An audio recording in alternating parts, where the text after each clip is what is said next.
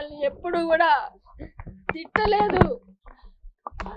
చిన్నప్పటి నుంచి పెద్ద పెద్ద పుస్తకాలు, మాలపల్లి 7 తరాలు, అమ్మ నవల 7వ తరగతిలోనే పెద్ద పెద్ద గ్రంథాలన్నీ ఇట్లా చదివేసి, అరే మేమే చదవలేము, ఎంత చదవరంటే చిన్న పసిపిల్ల నుంచి కూడా బాలమిత్ర చందమామలు ఈ బస్ ఎక్కి నుంచి అక్కడ దిగేసరికి చదివేస్తుండే.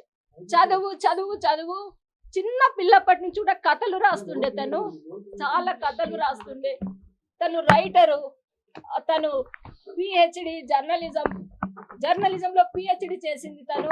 తను రచయిత, తను స్పీకరు, తను వ్యాసాలు రాసింది.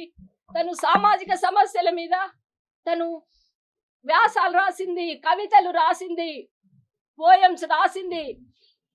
తను ఎక్కడ యూనివర్సిటీలో తన సెమినార్ అంటే ఎంతమంది విద్యార్థులు ఆమెకు ఎంత అభిమానము. ఆమె స్పీచ్ అంటే చాలా మందికి అభిమానము. ఎక్కడ మీటింగ్లైనా ఎంత బాగా మాట్లాడుతుంది అనేది గొప్ప స్పీకర్ అండి. ఆమెకు కౌన్సిలర్, అందరి సమస్యలకు పరిష్కారం చెప్పేది.